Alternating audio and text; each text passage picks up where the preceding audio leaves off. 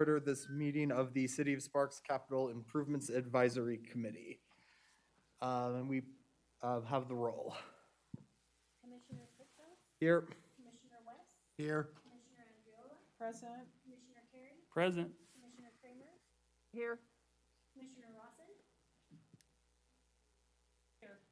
Assistant City Attorney Brandon Sendall? Here. City Planner Jim Rundle? Here. All right, so everyone's here except for Commissioner Rawson. We will move on to item 3, which is our first public comment section. So are there any members of the public who wish to speak at this time? All right, seeing none, we'll close public comment and move on to item 4, which is approval of the agenda.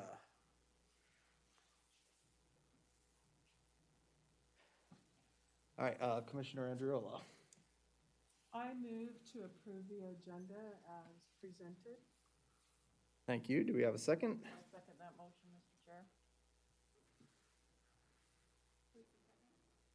Kramer. There we go. Oh, Commissioner Carey beat you to it. All right, we have a motion by Commissioner Andriola, a second by Commissioner Carey. Any further discussion? All right, seeing none, we'll move on to a vote. Ooh, this is fancy. I like this. Be able to vote.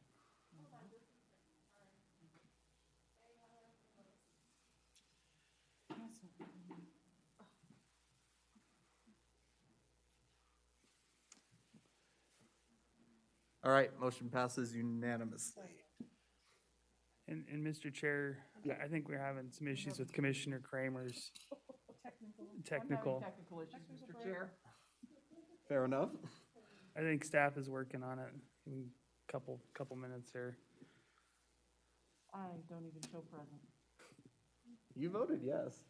No, I didn't. I'm not on here. No, she's not on there. She's Oh, not even listed. she's not listed. I will just verbally. Oh. All right, well, then motion still passes unanimously. Moving on to item 5, review, discussion, and possible approval of filing with the Sparks City Council a report on the progress of carrying out the Regional Road Impact Fee Capital Improvement Plan. That's a mouthful.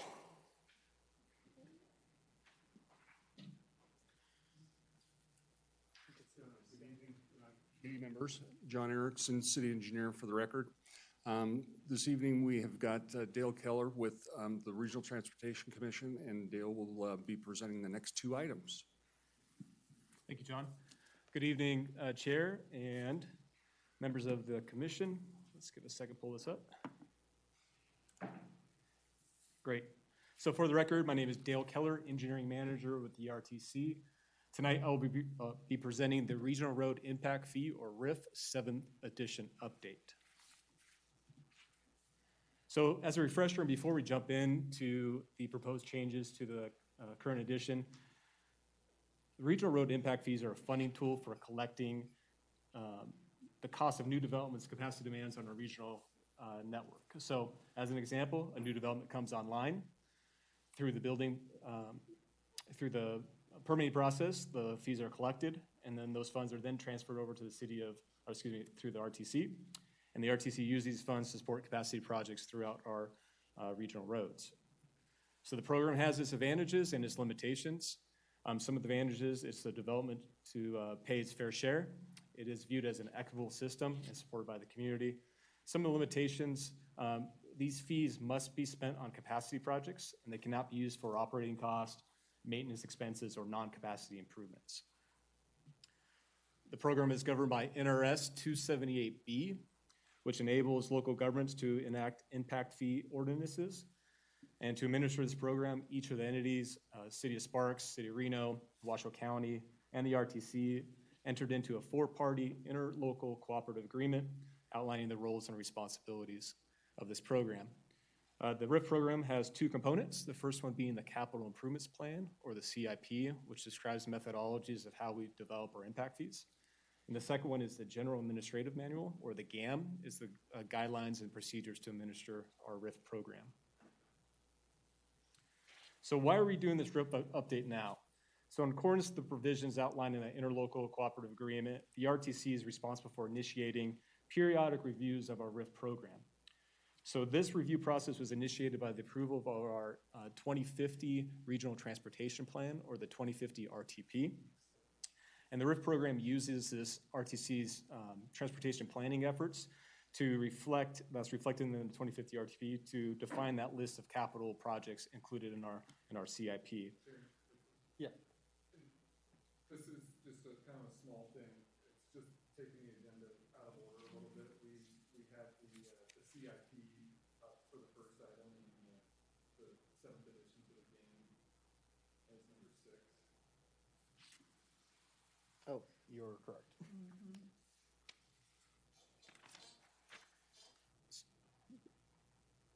Would you like me to continue, or? The presentation, the presentation covers both the GAM and the CIP. Oh, okay, then.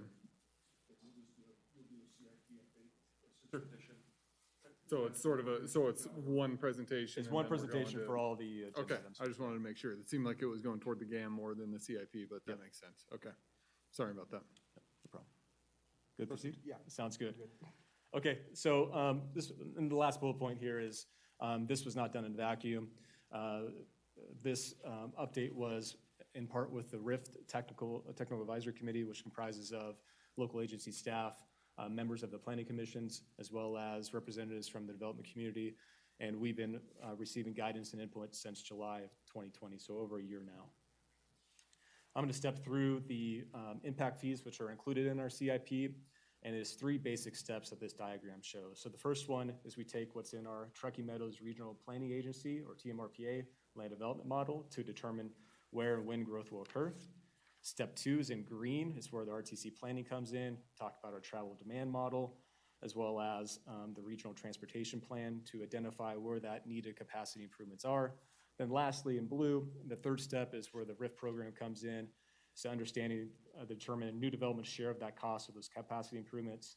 We work through the final box. The last box there is determining the impact fee rates and fee schedules for individual land uses. So I'm going to take a little bit deep dive into these steps, and I'll go back to step 1, provide a little bit more explanation here. So back at step 1 that you saw in red, so we use the consensus forecast for population and employment, as well as the TMRPA's development model to help determine where and when growth will occur within the Truckee Meadows. With step 2, we'll use the RTC's travel demand model to convert growth to vehicles mile traveled, or VMTs. VMTs is our standard measurement to create a link between supply, which is our roadway capacity, as well as our demand, that traffic generated by new development.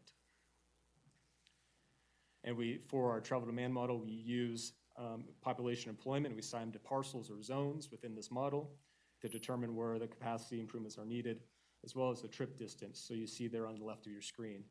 We tease that information out even further. What you see in orange, what those impacts are of our regional road network, which is represented in orange, to get a trip distance.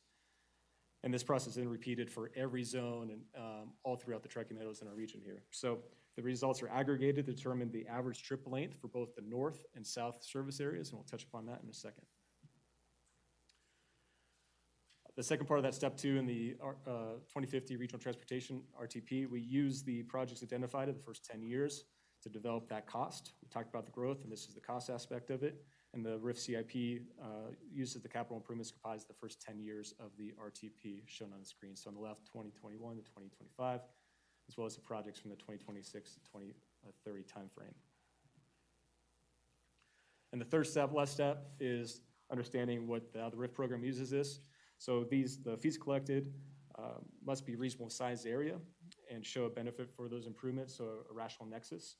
And the fees collected in that service areas must stay in that service area. So with the RIF program, we have 2. We have the north service area and the south service area, and that's divided by the I-80, Interstate 80 corridor.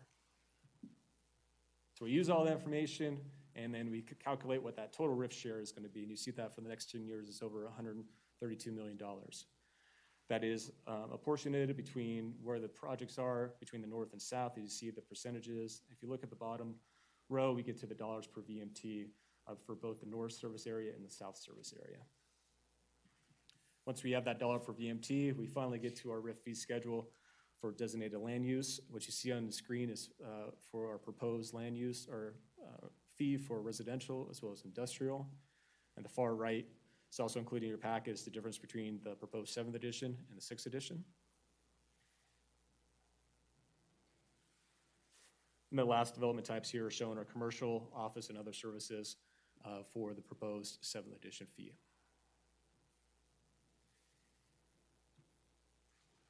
To summarize, what the changes and the comparison between the 7th edition and the current 6th edition is from the TMRPA and our travel demand model, we are driving further.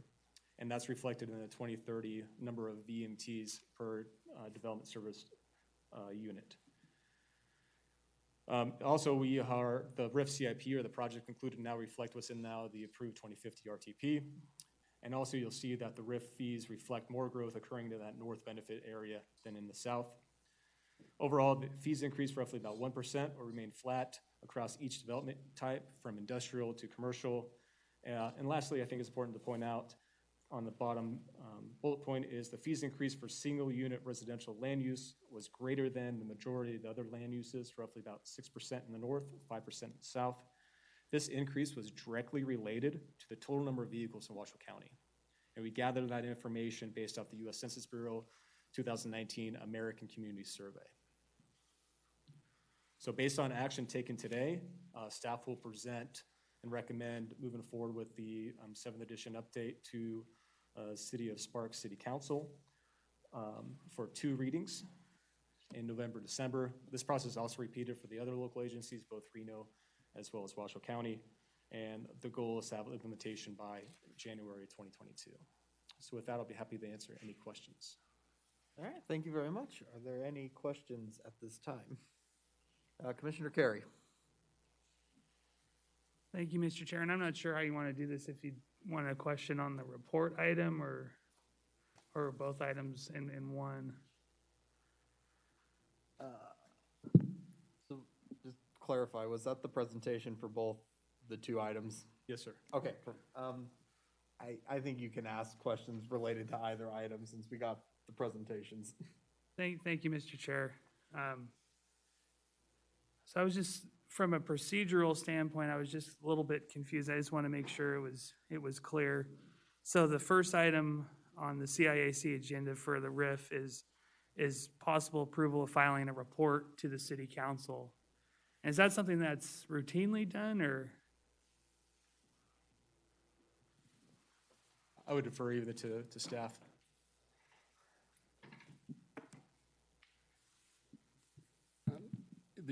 This is John Erickson, city engineer for the record.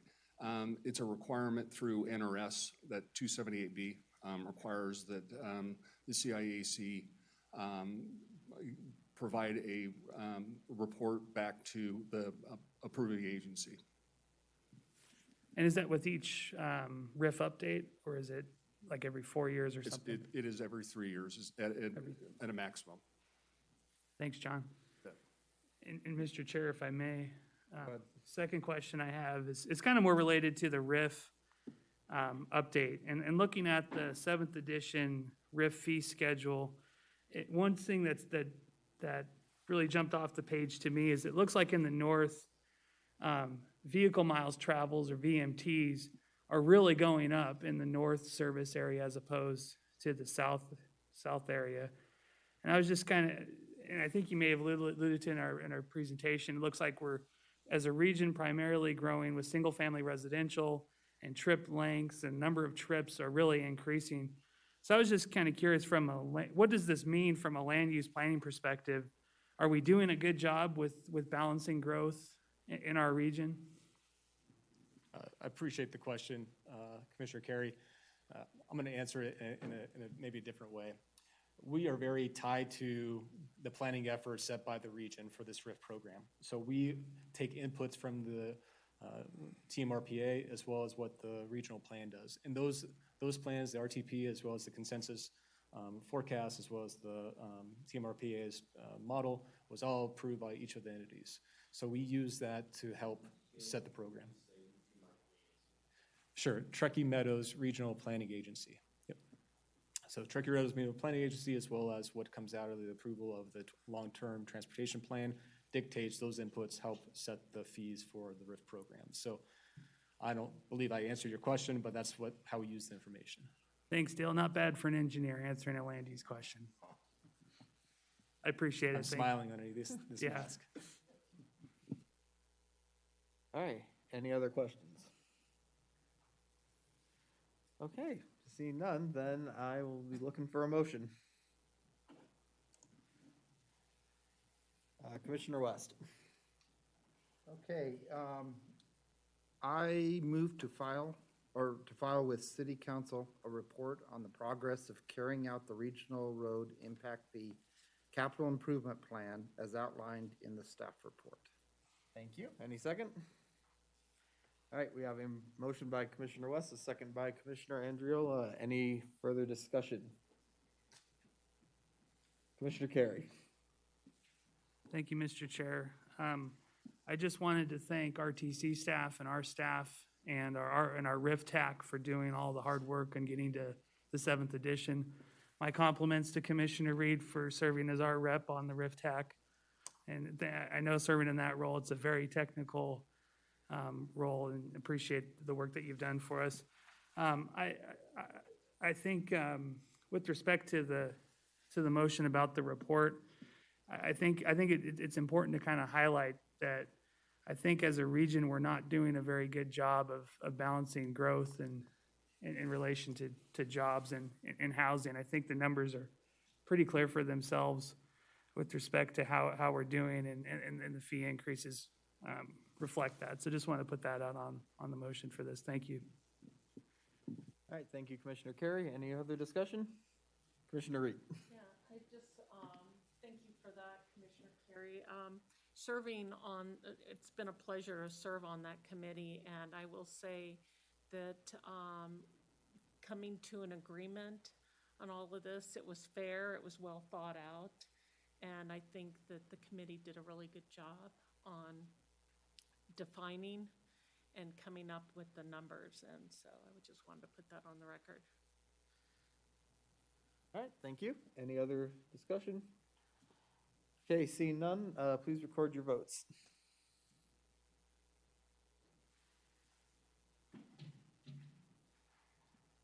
I vote yes. All right, well, with that, the motion passes unanimously. So we will also then cover item 6, review, discussion, and possible recommendation of approval to the Sparks City Council of the land use assumptions, proposed capital improvements plan, associated fees, and updates to the Regional Road Impact Fee, 7th edition General Administrative Manual. So we've already had that presentation, so I'm looking for a motion. Commissioner Reed.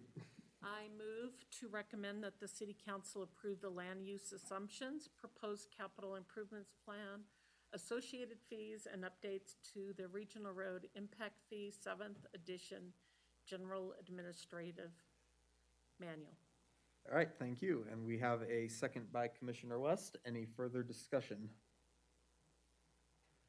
All right, seeing none, please record your votes. I vote aye as well. All right, motion passes unanimously. All right, item 7, review, discussion, and possible approval of filing with the Sparks City Council a report on the progress of carrying out Impact Fee Service Area Number 1.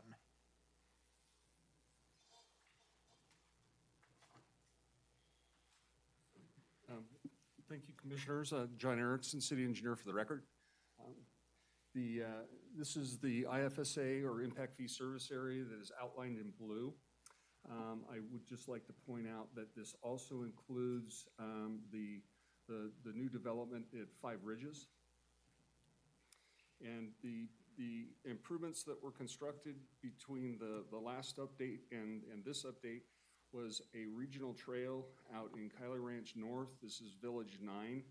And D.R. Horton was the developer. They constructed the pathway that's outlined in blue. That's approximately 3,000 lineal feet of 10-foot regional path. And then the council just approved a regional trail provisional credit out in, this is Stonebrook East and Stonebrook West. And so this is Toll Brother. They have started the construction of the regional path on the east portion of Stonebrook, and they have just purchased the Village 1 and Village 2, and they will get started on these paths, hopefully about midsummer of next year. So that concludes my presentation on the update of the CIP. All right, thank you. Any questions? Okay, seeing none, I'm looking for a motion. Commissioner Andriola. Mr. Chair, I move to file with City Council a report on the progress of carrying out the impact fee service area number 1 capital improvement plan as outlined in the staff report. All right, thank you. We have a second by Commissioner Reed. Any further discussion? All right, seeing none, please record your votes. I vote aye as well. All right, thank you. Motion passes unanimously. So we will move on to item 8, review, discussion, and possible recommendation of approval to the Sparks City Council of the land use assumptions, proposed capital improvement plans, associated fees, and updated impact fee service area number 1. Thank you again, John Erickson, City Engineer, for the record.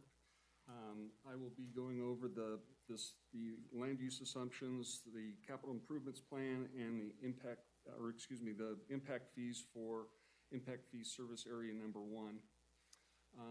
The purpose for this is to make a recommendation to update the fee schedule in IFS, and I'll be referring to this as IFSA 1.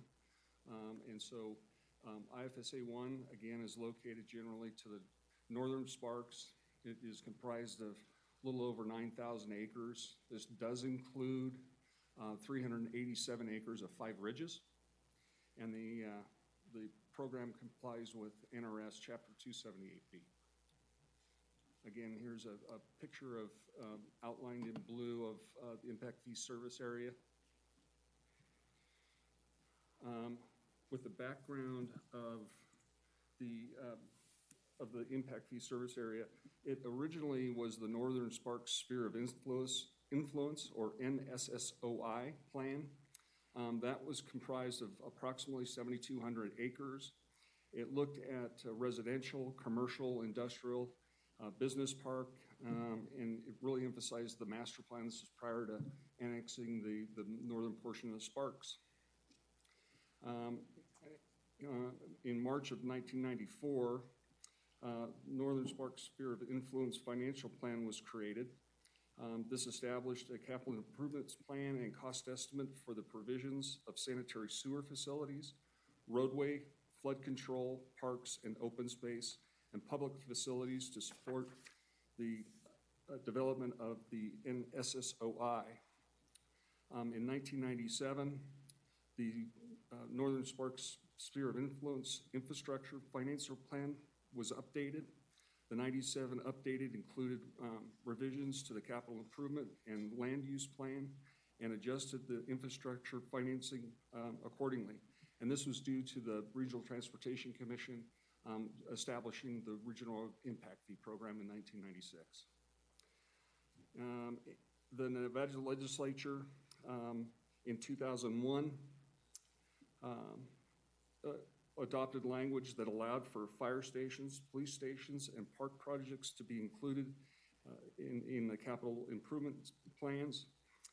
Sparks elected to convert the NSSOI financing concept plan to a NRS 278B impact fee program. Back in 2001, the Sparks City Council selected the Planning Commission to be the Capital Improvements, the Capital Improvements Advisory Committee. In 2002, the CIAC, or the Capital Improvements Advisory Committee,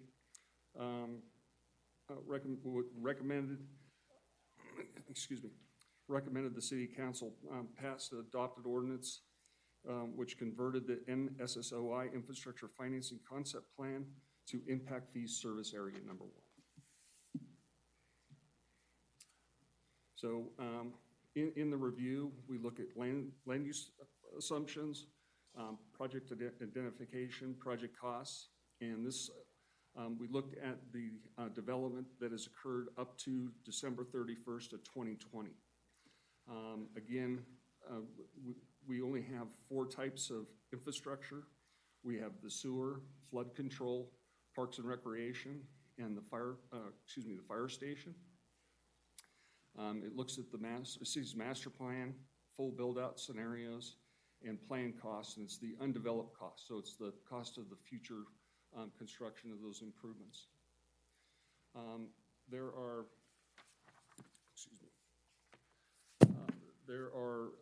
two primary categories. There's residential and non-residential. There are 2 in the residential and 7 subcategories in the non-residential.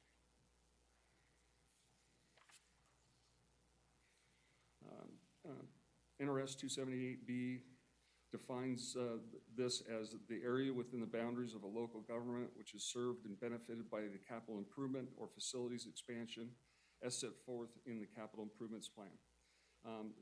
Just want to remind you that this does include the Five Ridges development, which is located northwest of, or the northwest portion of IFSA number 1. With that, I would ask Ian Critton to come up and kind of walk through the land use types and how that was calculated.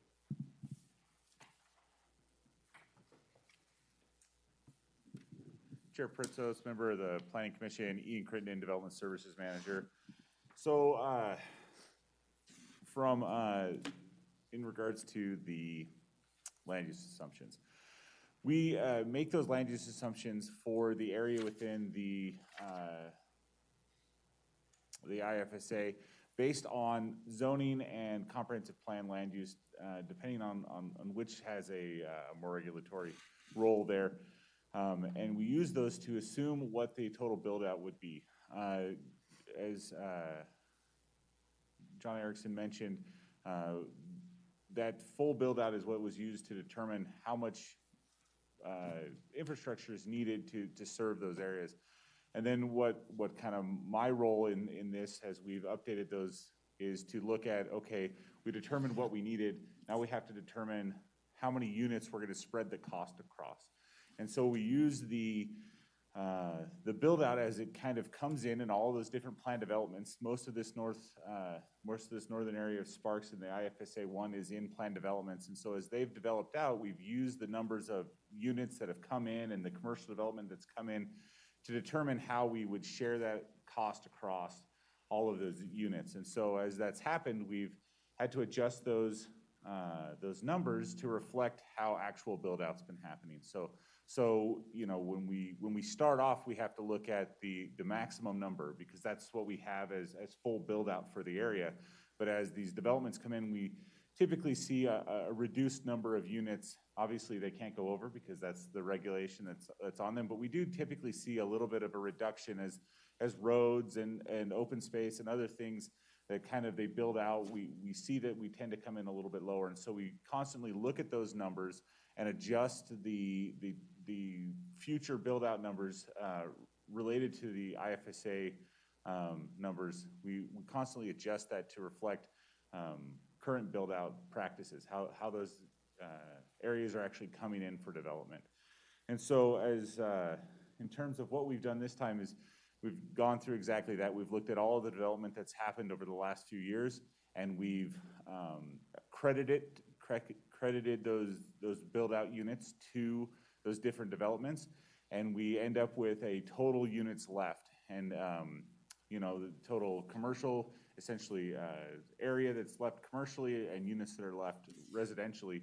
And then we've applied, in many cases, a factor to that to reduce the total number of what we would expect to see based on past experience and how that's come in. So if we have a development that's consistently built at 85% of their maximum, we're not going to assume the maximum number of units is going to be built because that doesn't reflect the reality of what we've seen.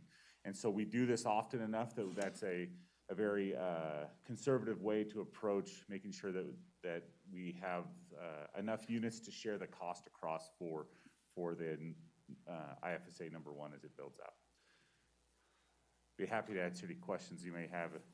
We'll let John finish his presentation, but. Okay, thank you. Just to remind everybody, this is an impact fee. It applies to just new development of the 4 categories that we discussed earlier.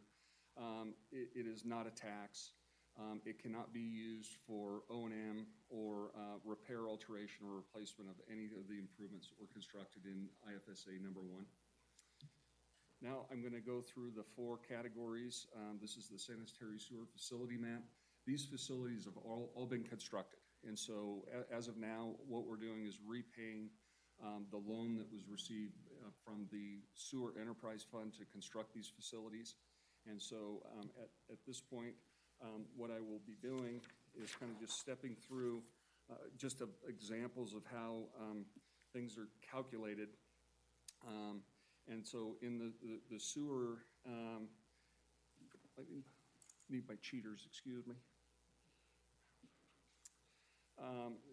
To calculate the percentage of the remaining flow, and I'm just going to use the single family, is you take the remaining flow that is generated based upon the table that Ian just went through, and you divide that by the remaining flow. That gives you the percentage of the remaining flow. And because the usage between single family and multifamily are the same, you add both of these percentages up. That would come to 65.78 of the total flow that's remaining. You take the undeveloped service units, and if you were to add those up, you come up with 7,914 units. Then the loan or what the remaining balance that is owed in that particular category or in the sewer impact fees is $2,784,200. You divide that by the 7,914 units, multiply it by the 65.78%, and that comes up with $231 for the fee on those single family and multifamily. So all these calculations are done the same throughout the table. Now we're going to go into the flood control facility map. There are just 2 components that remain on flood control. This is Reach 9. It comes through Stonebrook West and then heads down through Pioneer Meadows, dumps into a detention pond that ultimately goes behind the Sparks Dam. And then the last piece is down here. This is Reach 12A. This is the Aratsabal Ranch. And so those are the final 2 components that need to be constructed. The Pioneer portion of Reach 9, it has been constructed, as well as a small portion up in Stonebrook West. The impact fee credit agreements have not been established yet, so that's the reason why they're still in the program. This is a little bit, the way this is calculated is a little difficult to understand, but hopefully I can explain this to everybody. So what you have is you have the undeveloped service units and it's by individual subcategories. So we'll use the single family as an example. So to calculate the impervious acreage, that's how much runoff is going to go into the facilities. So you take the undeveloped service units, divide it by the total service units of the category. You multiply it by the coefficient of runoff, so that's the amount of water that would leave the impervious area. You multiply it by the total acres that are in that category. That calculates the impervious acreage. So then what you do is you take that, you calculate all the impervious acres for the different categories. You summate that gives you the total impervious acreage in IFSA 1 that remains. So to get the percentage of the contribution, you take the individual impervious area, divide that by the summated impervious area, and that would give you the 41% for each individual category. And then in this particular impact fee, there is roughly $6,817,611 remaining. There's a small portion that needs to be paid back to the storm drain fund, but the remainder, the lion's share of the cost is for Reach 9 and for Reach 12A. So the fees are calculated by the 6,817,000 divided by the undeveloped units multiplied by the percentage, and that gives you the impact fee dollar amount. So here is regional trails. This one's pretty easy to calculate. What this does is that we have dollars that we will be collecting, but right now those get as the fees come in, they are taken out and to pay for previously, or excuse me, not this fund. There is funding in here, and so there's $8,424,816 in facilities that need to be paid for. So we just summate the remaining service units for single family and multifamily. You divide it by that value, and that's the fee that is calculated for single family and multifamily. And then lastly, we have Fire Station 6. This map needs to be updated. I apologize. We're going through that right now with trying to determine the best location for Fire 6.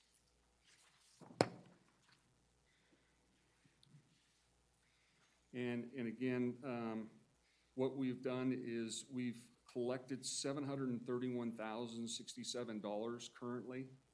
The cost estimate for the fire station is $6,250,000. So you subtract out the collected fees and you have $5,518,933. You divide that by the total remaining undeveloped service units of 14,012. That comes up with $387 per unit. So here's the difference between the 2018 fees and the 2020 fees. The dollar amounts for this, the single families just a little less than $300. The fees for single or multifamily is just over $200. And primarily what the cost is, or the reason why these fees are going up, is just the overall cost for construction. The flood control, we got a hard cost from Lennar when they built Reach 9, so that cost is reflected in the fees for flood control. And the one that really stands out is the Park and Recreation. That just the cost for materials for concrete paths and what have you, are just going up through the roof. I mean, it's just getting very expensive with materials and labor. That concludes my presentation. Ian and I would be happy to answer any questions. All right, thank you very much. Are there any questions at this time? John, earlier in the presentation, you said O&M can't be used for O&M. Will you expand on that for the commission? That's operation and maintenance, and that was what you cannot use the fees for. I thank you for clarifying that, Jim. All right, Commissioner Carey. Thank you, Mr. Chair. John, I was wondering if you can go back to Fire Station number 6 slide. So the estimated cost is $6.2 million or something like that. I was just kind of curious where we're at in terms of the program and collecting the fees necessary to build that fire station. Like I indicated earlier, there was the fees that have already been collected. It's going to be something that the program, as it builds out, will have to pay for the fire station over time. With regards to when that occurs, when the station gets built, that's going to be a policy decision that the council will have to make, and somewhere funding will have to become available. If we're not going to wait until the IFSA is completely built out. Where are we at in terms of the fees that were collected? I thought you threw out some numbers on what the program has collected to date, and yeah.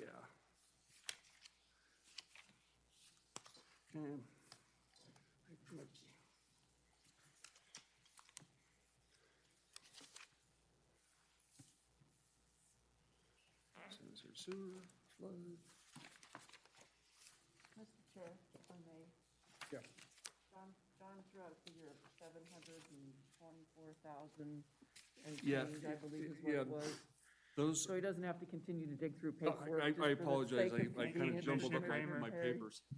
The reason why that value is where it's at is because Fire Station 5, which is located in the foothills out off Vista, has been paid off.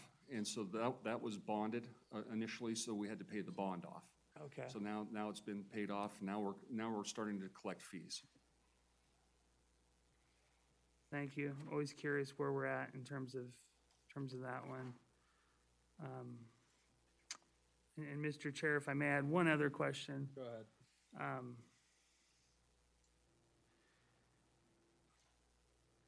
Yeah, so it looked like there was, from reading the table here, so with this update, we're projecting 1,618 more residential service units. And the breakdown was something like 1,265 single-family and 353 multifamily. And we are projecting 167 less non-residential service units. What is the reason behind this change? Ask you to address that question. I'll try to speak to that as best I can, Commissioner Carey. So a big portion of the increase in units associated with single and multifamily is going to be Five Ridges. It's a big piece of that change in terms of total residential service units. And then we also know that we've had some adjustments in some of the bigger handbooks out there. A good example of that would be Kylie Ranch North. In fact, I brought the use table, or not the use table, but the land use table for that. I made it available for myself so I could kind of explain.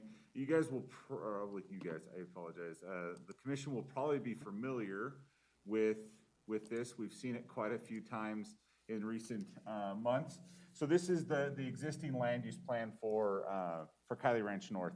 And we know that we have the school sites here in the middle, and then there's some residential above and some business park above that. But we may also remember from some of those discussions that originally we had a school site here and a school site here on the south end, and those were consolidated into the middle, and some land uses were moved around to kind of accommodate the school's needs for a site.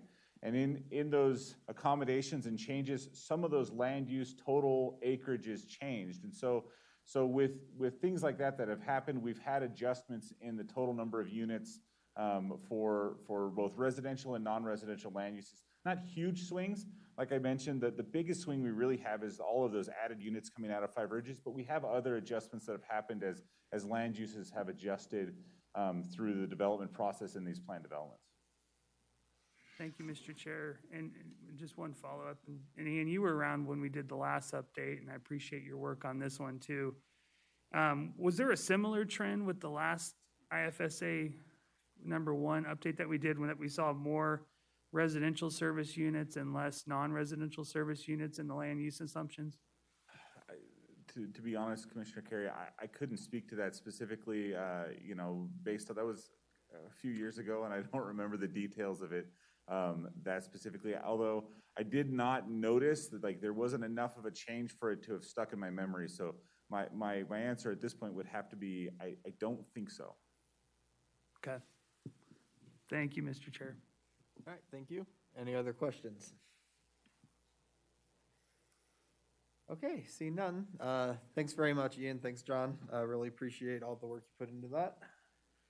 So I am looking for a motion. Commissioner West.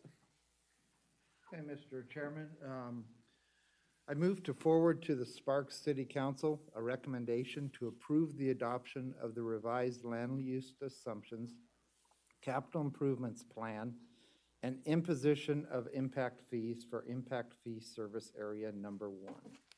Thank you. We have a second by Commissioner Reed. Any further discussion? Commissioner Carey.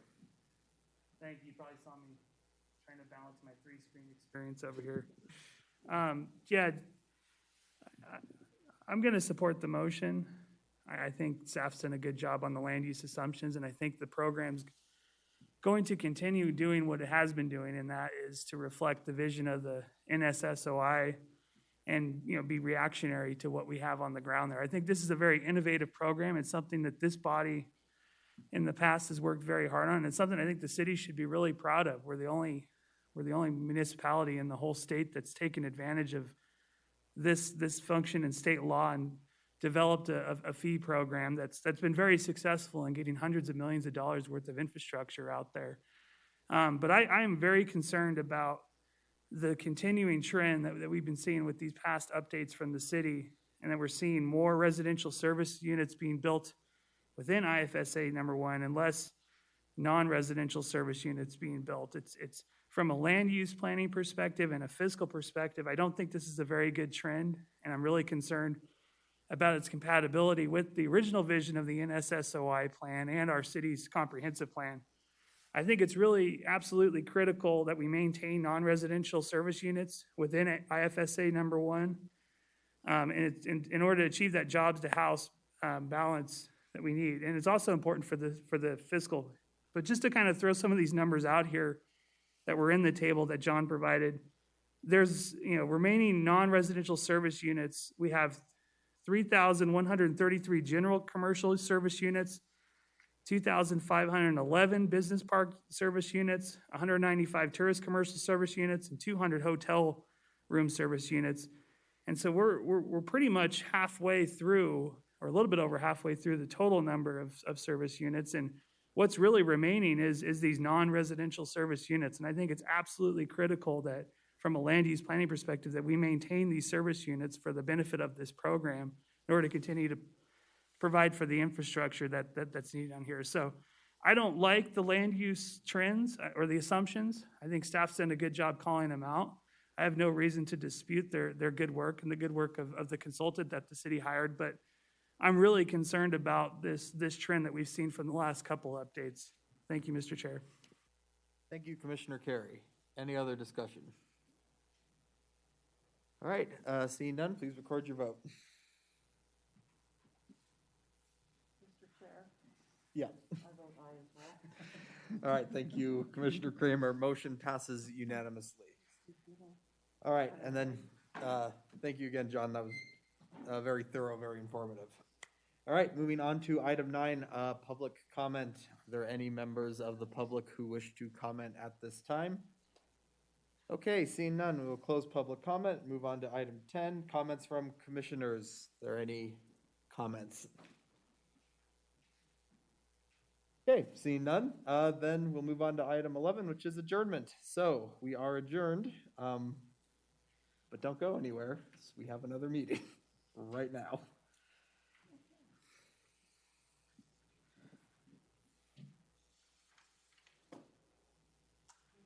And maybe Commissioner Kramer will be present for that. What are the odds? Not good. I'm gonna say no.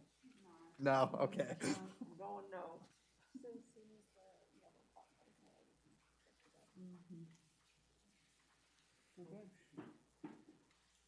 Ah, we're ready, all right.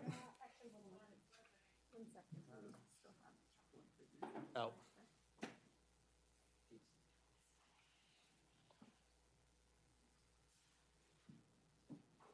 There we go. All right, so I will call to order this meeting of the Sparks Planning Commission at 6:49 PM. We please have the roll. Commissioner Kritzos, Here. Commissioner West, Here. Commissioner Andriola, Present. Commissioner Carey, Present. Commissioner Kramer, Here. Commissioner Rossin, Commissioner Reed, Here. Assistant City Attorney Brandon Sendall. Here. City Planner Jim Rundle. Here. All right, thank you. So moving on to item 3, public comment. Are there any members of the public who wish to comment at this time? Okay, seeing none, we will close public comment and move on to item 4, approval of the agenda. Looking for a motion. Commissioner Andriola. I move to approve the agenda as submitted. Thank you. Any second? We have a second by Commissioner West. Any discussion? Okay, seeing none, please record your vote. I vote aye. Thank you. Motion passes unanimously. Moving on to item 5, approval of the minutes. We're gonna start with review and possible approval of the minutes of the August 31st, 2021 Planning Commission study session. Looking for a motion. Commissioner Andriola. I move to approve the minutes of the Sparks Planning Commission meeting for September 2nd, 2021, and the Sparks Planning Commission study sessions for August 31st and September 14th, 2021. Oh, how nice. It's streamlined to all of them. Did them all. Fantastic. Any second? Thank you, Commissioner West. So we have a motion by Commissioner Andriola, a second by Commissioner West. Any discussion? All right, seeing none, please record your vote. I vote aye as well. All right, thank you. Motion passes unanimously. So now we'll move on to item 6, public hearing items. So our only one tonight is PCN 20-0047/PD 21-0007.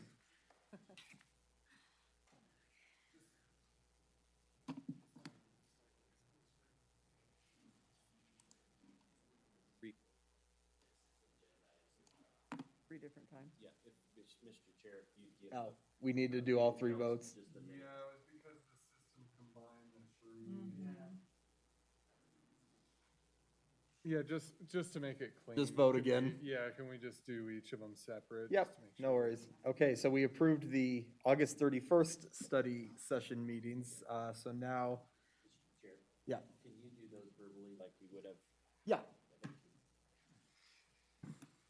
So do we need to do all 3 votes verbally then? Yes, please. Okay, so Please. then I'm looking for a motion on the review and possible approval of the minutes of the August 31st, 2021 Planning Commission study session. Mr. Chair, I will make that motion. Thank you, Commissioner Kramer. Any second? And just to clarify, can you state what the motion is? Mr. Chair, I Approval. will make a motion to review and possible approval of the minutes of the August 31st Planning Commission study session. How's that, Brandon? We good? Are we good? All right, thank Yes. you. Thank you. Commissioner Kramer, any second? Second. Thank you, Commissioner Andriola. So we have a motion and a second. Any discussion? All right, seeing none, guess we'll have a roll call vote. Commissioner Pritzos, Aye. Commissioner West, Aye. Commissioner Andriola, Aye. Commissioner Perry, Aye. Commissioner Kramer, Aye. Commissioner Reed. Aye. Okay, motion passes unanimously. So now review and possible approval of the minutes of the September 2nd, 2021 Planning Commission meeting. Any Mr. motion? Chair, Yeah. I move to approve the review and possible approval of the minutes of the September 2nd, 2021 commission meeting. All right, thank you, Commissioner Andriola. Do we have a second? I'll second that, Mr. Chair. Thank you, Commissioner Kramer. So we have a motion and a second. Any discussion? All right, seeing none, can we please have a roll call vote? Commissioner Pritzos, Aye. Commissioner West, Aye. Commissioner Andriola, Aye. Commissioner Perry, Aye. Commissioner Kramer, Aye. Commissioner Reed. Aye. All right, motion passes unanimously, and now review and possible approval of the minutes of the September 14th, 2021 Planning Commission study/training session. Can I have a motion? I will make a motion to approve the minutes of the September 14th, 2021 Planning Commission study/training session. Thank you, Commissioner Kramer. Do we have a second? Second. Thank you, Commissioner Andriola. So we've had a motion and a second. Any discussion? Seeing none, may we please have a roll call vote? Commissioner Pritzos, Aye. Commissioner West, Aye. Commissioner Andriola, Aye. Commissioner Perry, Aye. Commissioner Kramer, Aye. Commissioner Reed. Aye. Okay, motion passes unanimously. All right, now we'll move on to item 6, public hearing items. So PCN 20-0047/PD 21-0007. Now it's all yours. Okay. Good evening, Chair Pritzos, members of the Planning Commission. I am Dani Ray, for the record, a member of the Planning Division, here to present this item to you today. Firstly, I'd like to bring to your attention that in the item description is listed architectural revision decision. And we decided to pull that out of the handbook amendment, but it was after the noticing had already gone out. So because of that, we couldn't change the subject title. So it's in there, but it's not proposed in the handbook amendment any longer. So I apologize for any confusion. It was simply a matter of timing. So the site is located here, as most of you know, outlined here in red. It's generally north of I-80, south of Prater Way, west of Sparks Boulevard, and east of the Sparks Marina. The proposed modifications to the handbook apply to the entire 148.6 acre site made up of 41 parcels, aside from the multifamily density modifications, which only applies to an identified parcel that you'll see shortly.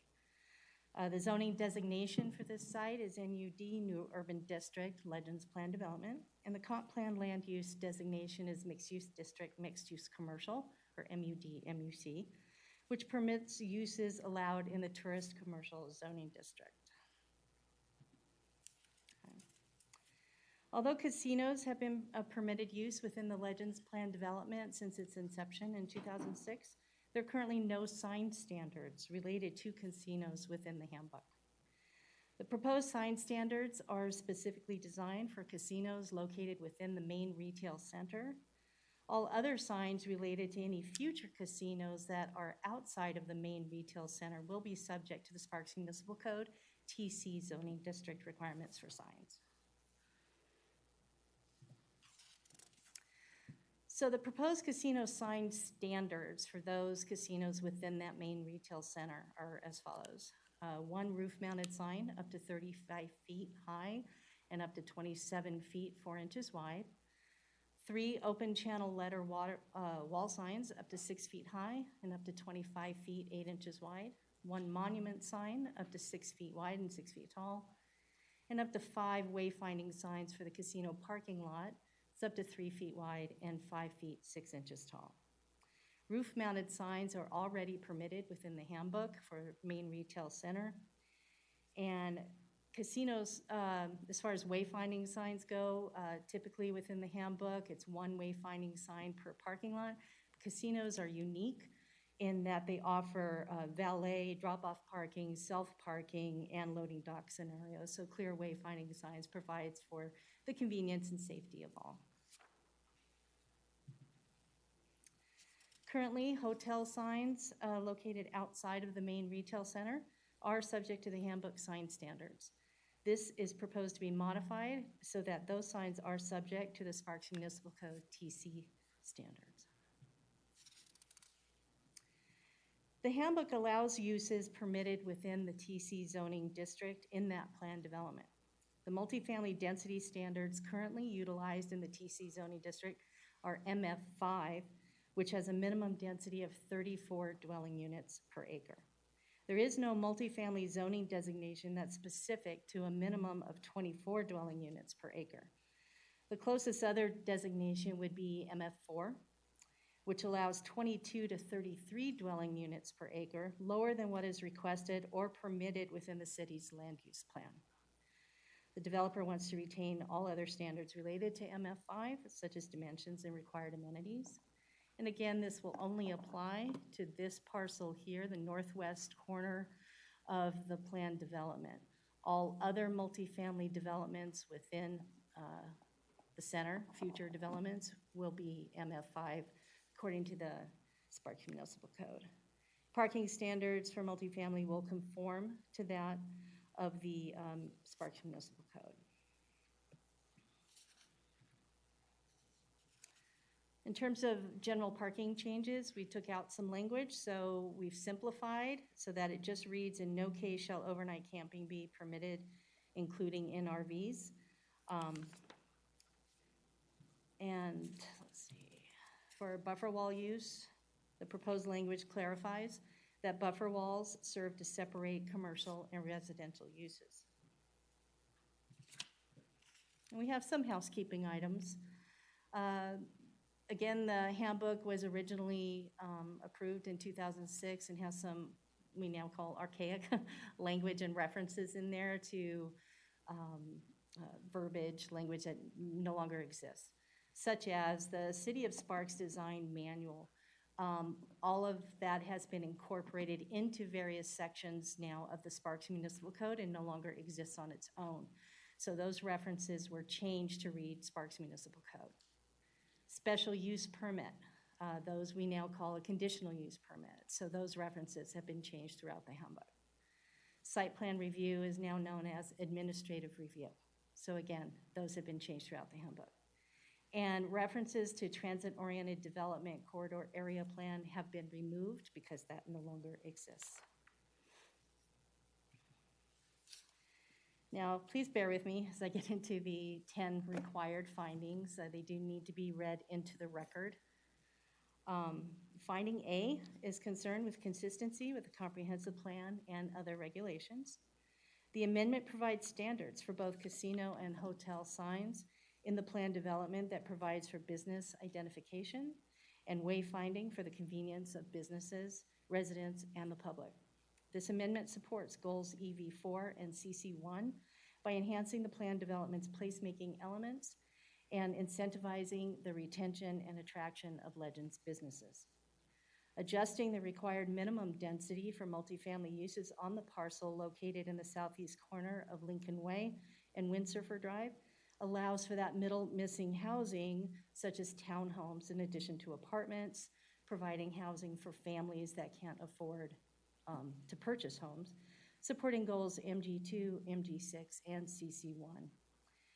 As proposed, the modifications to the location of required buffering will promote continued compatibility between residential and commercial uses, also supporting goal CC1, and modifications to parking standards allowing overnight parking at hotels and residential uses, supporting goals MG6 and CC1.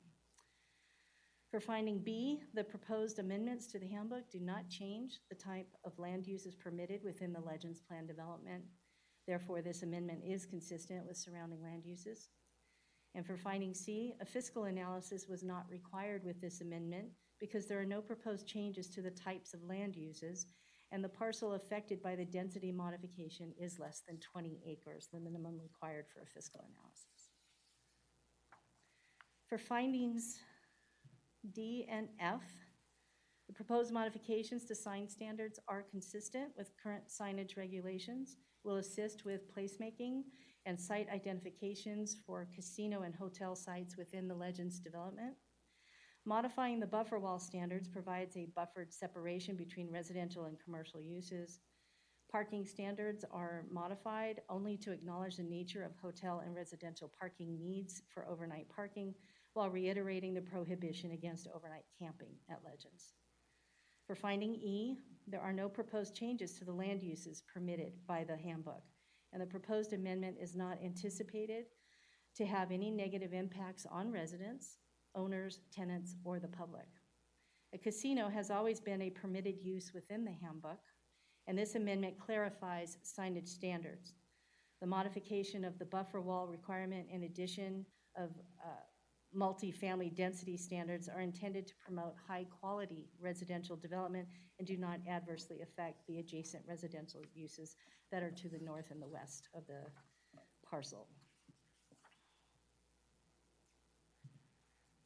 For finding G, the proposed modifications to the handbook amend the sign standards for casinos and hotels, reduce the minimum density for multifamily development on the northwest parcel, modify requirements to buffer walls between commercial and residential uses, and change standards related to overnight parking. The limited scope of these proposed amendments allow for the continued efficient development and preservation of the entire plan development. In finding H, as discussed in finding G above, the proposed handbook amendments are limited in scope and not anticipated to adversely affect lands adjacent to the development. Finding I, while there's currently only one proposed casino, the handbook does not limit the number of casinos or hotels that may be developed or opened on the Legends site. The casino and sign regulations will thus apply to all casinos and hotels equally within the plan development. However, modifications to the multifamily density standards only apply to the parcel located southwest of Lincoln Way and east of Windsurfer Drive, and therefore are not intended to solely confer a private benefit upon any person, but to provide a much-needed middle housing option for families.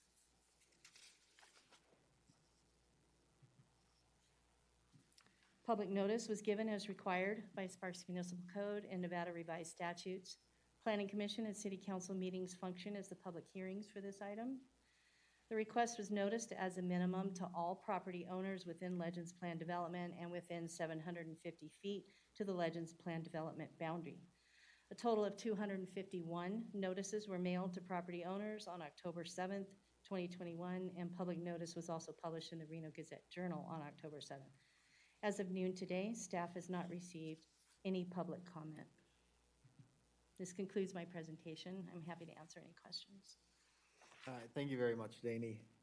Any questions for staff at this time? Commissioner Carey. Thank you, Mr. Chair. Danny, the proposed language for the mounted signs on the casino. So we're looking at allowing up to 35-foot tall by 27 and a half something foot wide roof mounted sign. Now, would a sign developed under those standards, would that be visible to the residents to the north? Are there any sort of canopy lighting standards or light shining standards? Not on this sign regulation that is proposed. From what I have seen, it's a sign with channel letters and a background with sort of a, as I would call a lava lamp kind of thing going on behind it. Now, the nearest potential residential development is 1,170 feet to the north. The handbook allows a limitation of 300 feet. So you can't put a sign like this, an illuminated sign facing a residential area if it's within 300 feet of that sign. And like I said, the current residential development is more than 2,000 feet. So the one that may be developed in this parcel is 1,170. Mr. Chair. Go ahead. Danny, you said that from what you've seen, are you talking about a conceptual or have they proposed a sign permit? No, there's no sign permit as of yet. But yes, we do have the conceptual drawings. The Planning Commission did look at those with the elevations of the casino when they were changed last year. Thank you. Thank you, Mr. Chair. All right, any other questions? Okay, seeing none, this is a public hearing item, and so we will open public comment. Are there any members of the public who wish to comment on this item? Okay, seeing none, we will close public comment, and looking for a motion.